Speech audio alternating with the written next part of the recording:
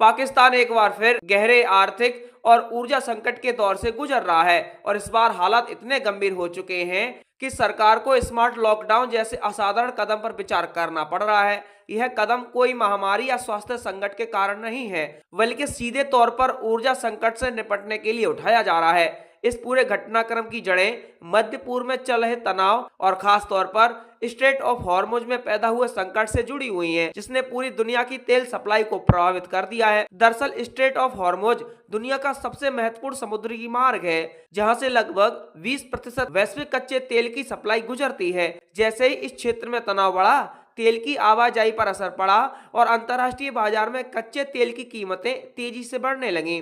इसका सीधा असर उन देशों पर पड़ा जो अपनी ऊर्जा जरूरतों के लिए आयात पर निर्भर हैं और पाकिस्तान उनमें से सबसे ज्यादा प्रभावित देशों में से एक है। पाकिस्तान की अर्थव्यवस्था पहले से ही कमजोर स्थिति में है, विदेशी मुद्रा भंडार सीमित है, रुपए की कीमत गिर रही है और महंगाई लगातार बढ़ रही है। ऐसे में जब तेल महंगा होता है तो इसका असर सिर्फ पेट्रोल और डीजल तक सीमित नहीं रहता, बल्कि बिजली उत्पादन, ट्रांसपोर्ट, उद्योग और रोजमर्रा की जिंदगी के हर हिस्से पर पड़ता है। यही वजह है कि सरकार अब ऊर्जा खपत को कम करने के लिए स्मार्ट लॉकडाउन जैसी योजना पर विचार कर रही है। इस स्मार्ट लॉकडाउन का मतलब पूरी तरह से देश को बंद करना नहीं, बल्कि इसे एक रणनीतिक तरीके से लागू किया जाएगा। प्रस्ताव के अनुसार हर हफ्ते शनिवार दोपहर से लेकर रविवार तक देश के अधिकांश हिस्सों में गतिविधियों को सीमित कर दिया जाएगा। इस दौरान बाजार बंद रहेंगे, सरकारी और निजी कार्यालयों में कामकाज रुक जाएगा, स्कूल और कॉलेज बंद रहेंगे और बड़े सामाजिक कार्यक्रमों पर भी रोक लगाई जाएगी।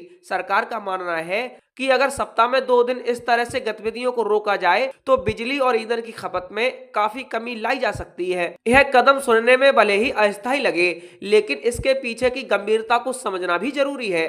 पाकिस्तान में बिजली संकट कोई नई बात नहीं है।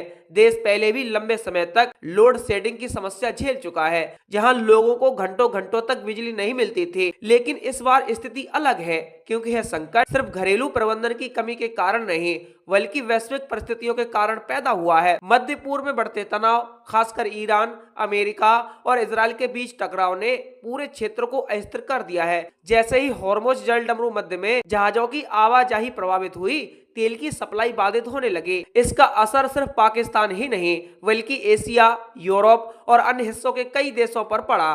कई देशों ने अपने अपने स्तर पर ऊर्जा बचाने के लिए उपाय शुरू कर दिए हैं, लेकिन पाकिस्तान जैसे देशों के लिए यह चुनौती कहीं ज्यादा बड़ी है, क्योंकि उनकी आर्थिक स्थिति पहले से ही खराब है। पाकिस्तान सरकार के सामने सबसे बड़ी चुनौती ये है कि वह आम जनता को बिना ज्यादा परेशानी दिए ऊर्जा की बचत कैसे करे। स्मार्ट लॉकडाउन इसी दिशा में एक कोशिश है। सरकार का तर्क है कि अगर वीकेंड पर आर्थिक गतिविधियां सीमित कर दी जाएं, तो न सिर्फ बिजली की खपत कम होगी, बल्कि ईंधन की भी बचत होगी, ट्रांसपोर्ट कम चलेगा, फैक्ट्रियां बंद रहेंगी और इससे कुल मिलाकर ऊर्जा की मांग में गिरावट आएगी। हालांकि इस योजना को लेकर देश के अंदर कई प्रतिक्रियाएं सामने आ रही हैं। कुछ लोग इसे जरूरी कदम मान रहे हैं, जबकि कुछ का कहना है कि इससे व्यापार और रोजमर्रा की जिंदगी पर नकारात्मक असर पड़ेगा। छोटे व्यापारियों और दैनिक मजदूरी करने वाले लोगों के लिए यह फैसला खासतौर पर मुश्किलें पैदा कर सकता है, क्योंकि उनकी आय सीधे तौर पर उनके काम करने के दिनों पर निर्भर करती है। इसके अलावा यह भी सवाल उठ रहा है कि क्या यह कदम वास्तव में प्रभावी होगा या सिर्फ एक अस्थायी समाधान साबित होगा। विशेषज्ञों का मानना है कि ऊर्जा संकट से निपटने के लिए सिर्फ खपत कम करना ही काफी नहीं है, बल्कि लंबे समय में ऊर्जा उत्पादन के वैकल्पिक स्रोतों पर भी ध्यान देना जरूरी है। पाकिस्तान के पास सौर ऊर्जा, पवन ऊर्जा और जल विद्युत जैसे विकल्प मौजूद हैं, लेकिन इनका विकास अपेक्षाकृत धीमा रहा है। इस पूरे घटनाक्रम का असर भारत पर भी पड़ सकता है। हालांकि भारत की स्थिति पाकिस्तान की तुलना में बेहतर है और यहाँ ऊर्जा आपूर्ति फिलहाल स्थिर है, लेकिन अगर वैश्विक संकट लंबा चलता है तो भारत में भी तेल की कीमतों में बढ़ोतरी देखी जा सकती है।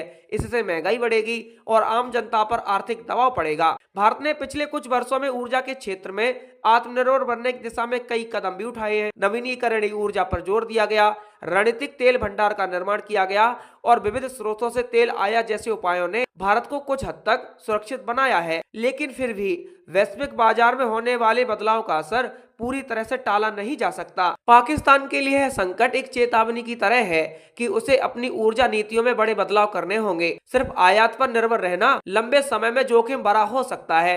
देश को अपने घरेलू संसाधनों का बेहतर उपयोग करना होगा और वैकल्पिक ऊर्जा स्रोतों में निवेश बढ़ाना होगा। स्मार्ट लॉकडाउन का विचार भले ही नया लगे, लेकिन यह दर्शाता है कि सरकार की स्थिति गंभीरता को समझ रही है और तुरंत कदम उठाने की कोशिश भी कर रही है। हालांकि इसकी सफलता इस बात पर निर्भर करेगी कि इसे कितनी प्रभावी तरीके से लागू किया जाता है और जनता का इसमें कितना सहयोग मिलता है। अगर यह योजना लागू होती है तो यह देखना दिलचस्प हो जाएगा कि इसका वास्तविक प्रभाव क्या होता है। क्या इससे ऊर्जा की खपत में वाकई कमी आएगी? क्या यह आर्थिक गतिविधियों को ज्यादा नुकसान पहुंचाए बिना लागू किया जा सकेगा? और सबसे महत्वपूर्ण, क्या यह सिर्फ एक अस्थायी उपाय रहेगा या भविष्य में भी इस तरह के कदम उठाए जाएंगे? पाकिस्तान के लिए समय बेहद चुनौतीपूर्ण है, लेकिन साथ ही यह अवसर भी हो सकता है। अगर सरकार इस संकट से सीख लेकर अपनी ऊर्जा नीतियों में सुधार करती है तो भविष्य में इस तरह की स्थितियों से बेहतर तरीके से निपटा जा सकता है। लेकिन अगर यह सिर्फ अस्थायी उपायों तक सीमित रहता है तो समस्या बार बार सामने आती रहेगी। अब देखना यह है कि पाकिस्तान सरकार इस योजना को कैसे लागू करती है। फिलहाल पूरी दुनिया की नजर इस क्षेत्र पर बनी हुई है, क्योंकि यहाँ की स्थिति न सिर्फ पाकिस्तान बल्कि वैश्विक अर्थव्यवस्था के लिए भी महत्वपूर्ण है।